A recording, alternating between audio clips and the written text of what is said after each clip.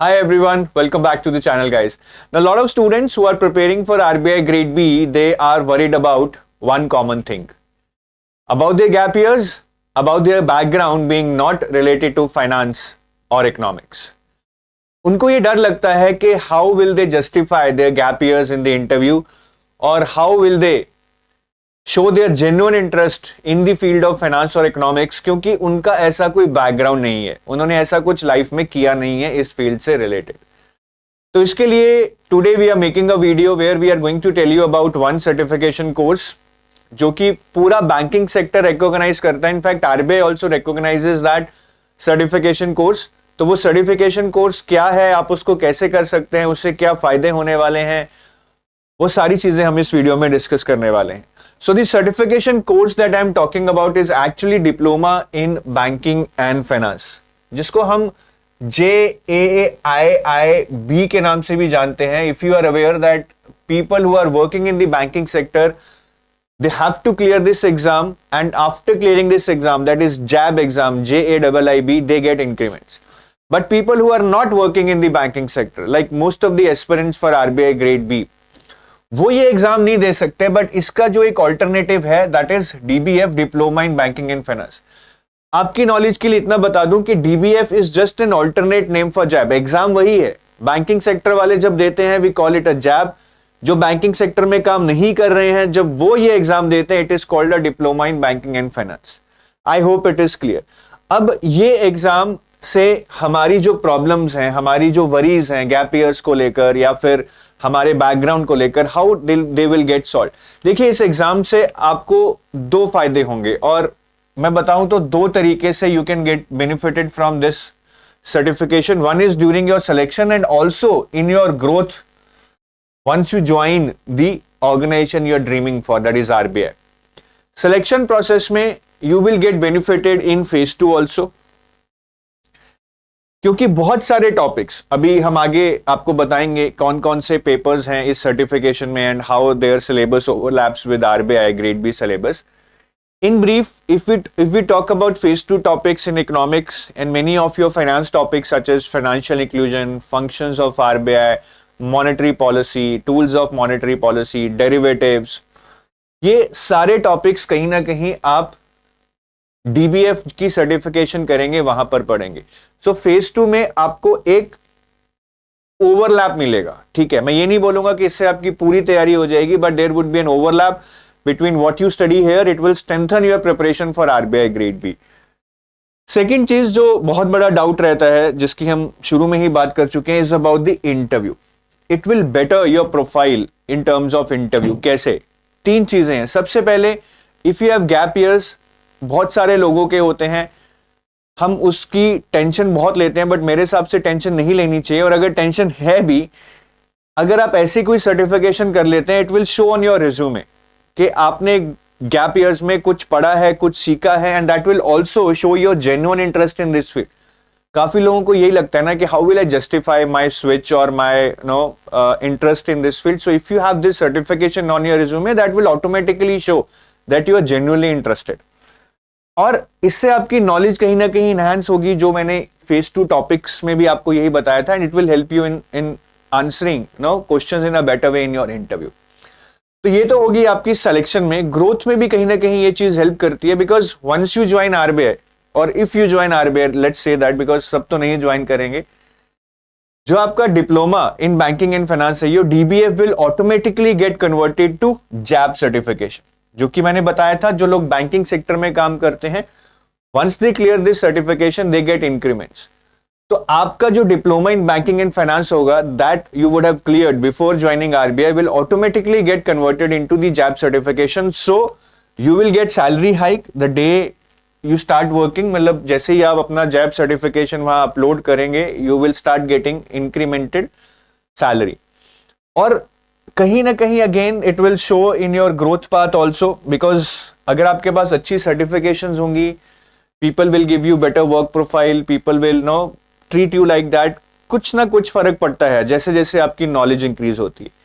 अब ये कोई बहुत बड़ी चीज नहीं है, diploma in banking and finance कोई ऐसा नहीं है कि आप ये करके जब आरबीआई में जाएंगे तो आपको बहुत कोई एज मिलने वाला है, ऐसा कुछ नहीं होने वाला है।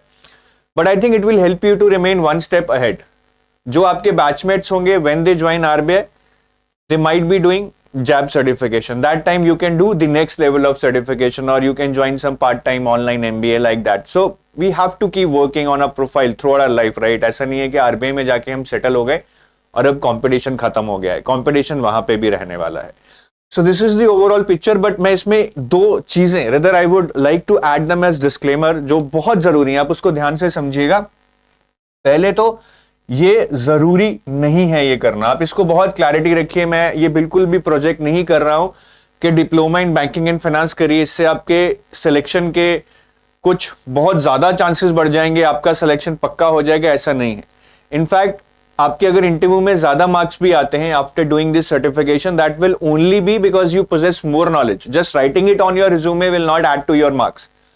तो ऐसे भ्रम में मत रहिएगा कि ये सर्टिफिकेशन करके कुछ सिलेक्शन बहुत आसान हो जाएगा. It is just something on your resume on a piece of paper that might add credibility to your profile, that's it. बाकी जो आप वहां पे अपनी मुंह से बोलेंगे, जैसी आपकी पर्सनालिटी होगी, the marks are going to be based upon that. तो कोई ये ब्रह्मास्त्र नहीं है.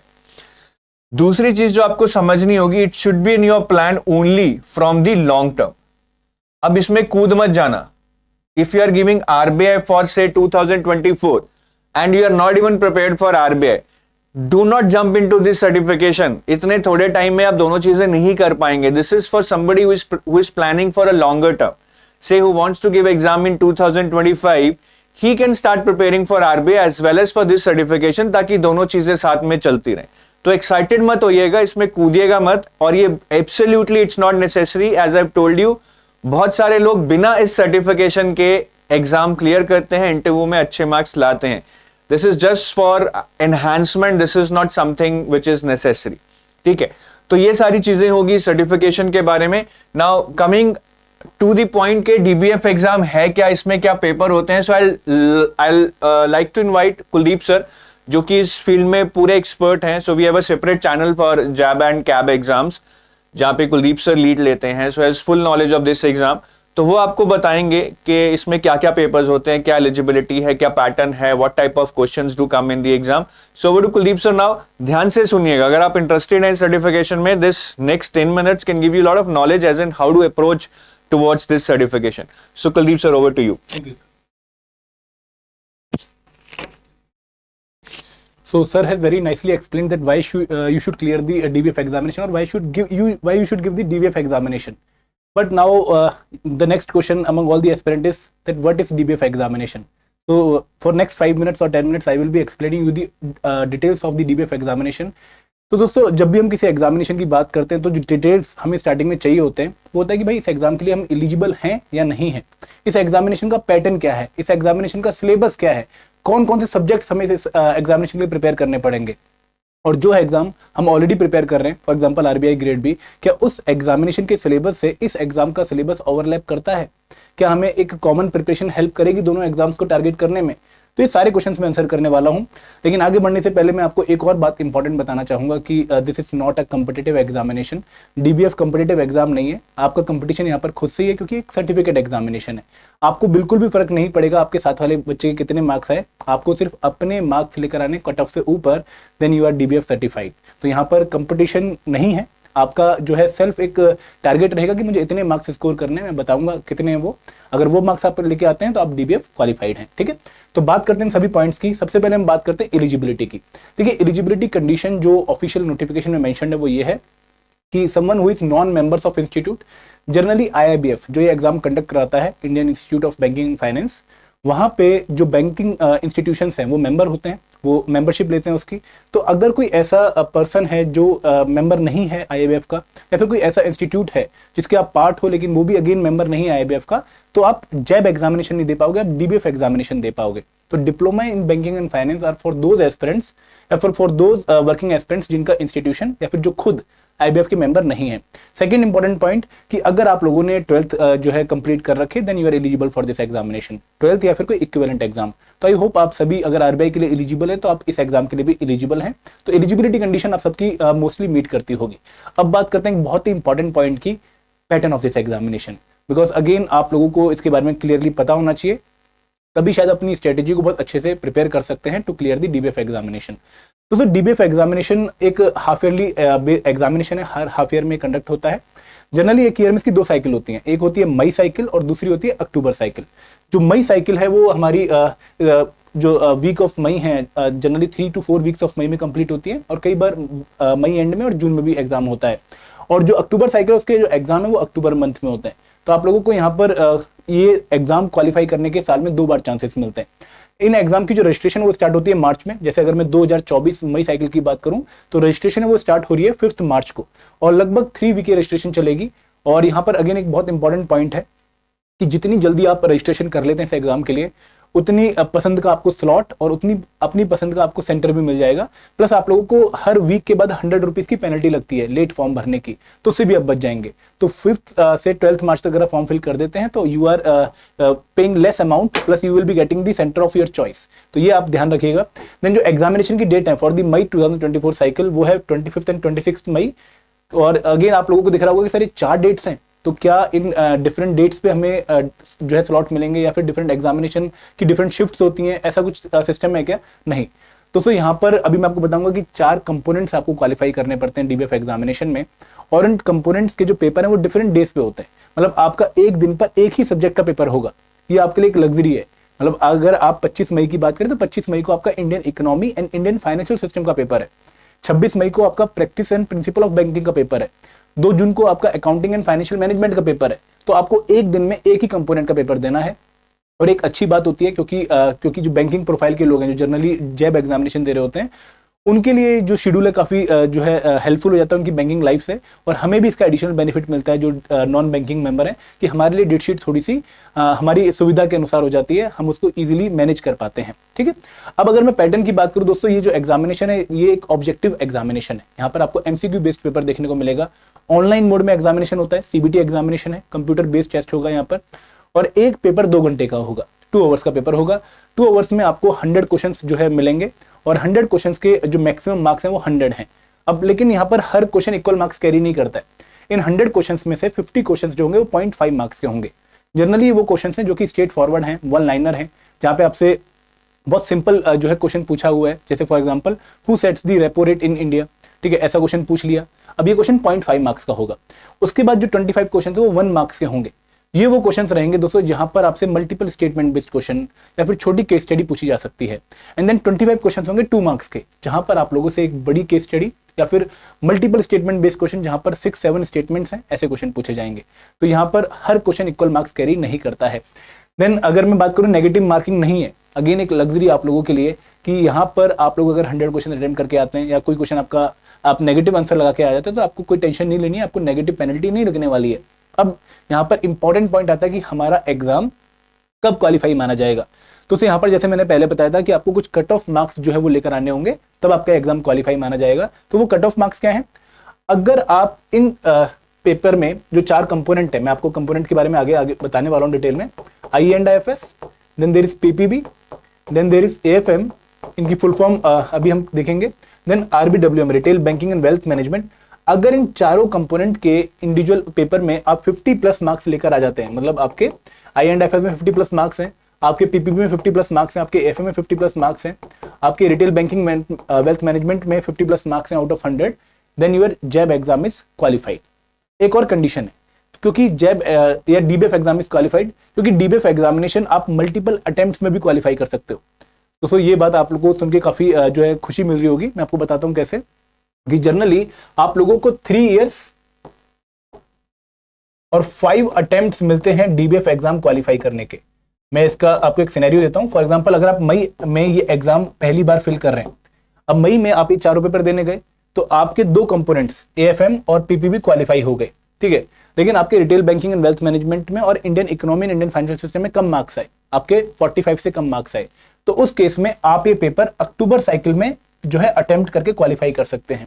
अगर आपके उस टाइम पे क्वालिफाई नहीं हुए तो आप नेक्स्ट ईयर मई साइकिल में इसको क्वालिफाई कर सकते हैं। देन तब भी क्वालिफाई नहीं हुआ आप अक्टूबर में क्वालिफाई कर सकते हैं। देन तब भी क्वालिफाई नहीं हुआ आप अगले साल मई में क्वालिफाई कर सकते हैं। तो आपको 5 अटेम्प्ट मिलते हैं इन चारों पेपर को क्वालिफाई करने के। अगर आप एक सिंगल अटेम्प्ट में पेपर को क्वालिफाई कर लेते हैं, उसकी कंडीशन क्या है कि आपके हर एक कंपोनेंट में 45+ मार्क्स आए और आपके एग्रीगेट 200 मार्क्स आए एक सिंगल अटेम्प्ट में, तो भी ये जैब एग्जाम क्वालिफाई माना जाता है।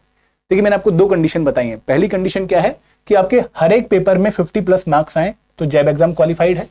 सेकंड कंडीशन क्या है कि एक सिंगल अटेम्प्ट में, फॉर एग्जांपल मई अटेम्प्ट में आपके नंबर आते हैं 45, 47, 56 एंड 63, ठीक है, इन 4 पेपर में आपके ये मार्क्स आए तो आपके हर एक पेपर में 45+ मार्क्स हैं, प्लस आपके टोटल मार्क्स 200 से ज्यादा हैं, तो आपका JAIIB exam DBF examination single attempt में क्वालिफाई माना जाएगा इस केस में। लेकिन अगर आप मान लो यहाँ पर ये नंबर लेकर आते हैं और आपका जो मान लो सम जो है अगर यहाँ पे 48 नंबर थे, आपका सम लेस देन 200 है, तो उस केस में आपका सिर्फ एक पेपर क्वालिफाई माना जाएगा, बाकी तीनों पेपर आपको अगले अटेम्प्ट्स में क्वालिफाई करने पड़ेंगे। थोड़ा कॉम्प्लिकेटेड है बट ये आपको थोड़ा क्लैरिटी मिलेगी अगर आप इस वीडियो को दोबारा से देखेंगे, ठीक है।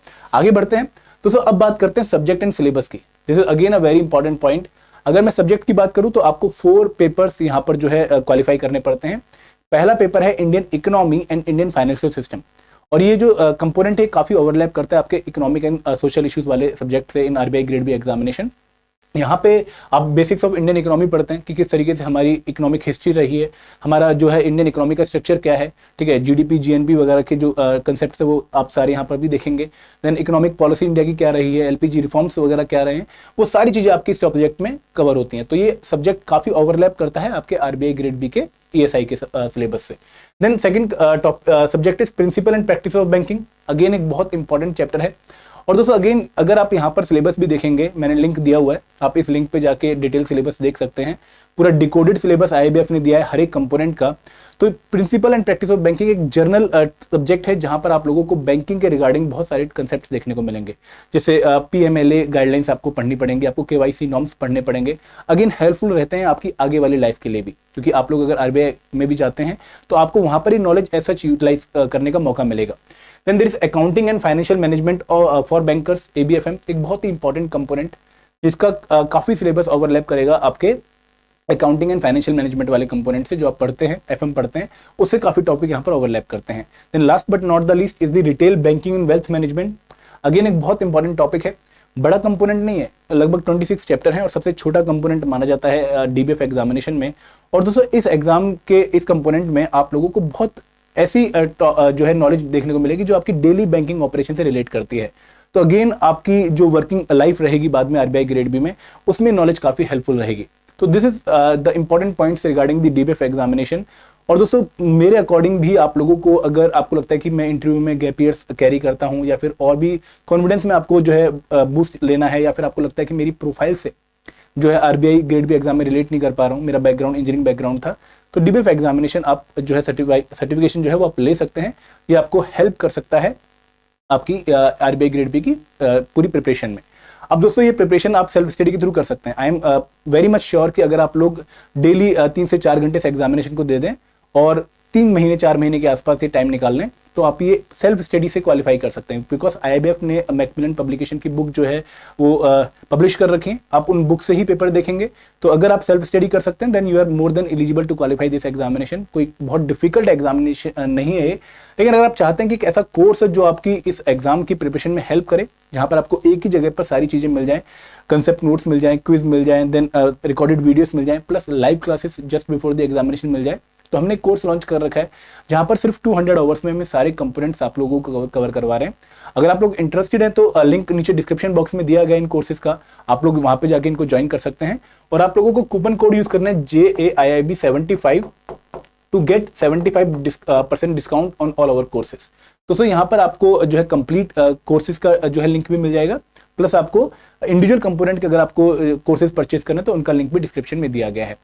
तो this is all from our side, ठीक है। आई होप आप लोग इस वीडियो को एक बार देखेंगे और एक बार अपनी प्लानिंग को दोबारा से जो है रीस्ट्रेटेजाइज करेंगे। आप देखेंगे कि क्या ये एग्जामिनेशन आपकी पूरी प्रिपरेशन स्ट्रेटेजी में फिट बैठता है नहीं बैठता है, और फिर एक कैलकुलेटेड डिसीजन लीजिएगा, ठीक है। थैंक यू वेरी मच, जय हिंद, जय भारत।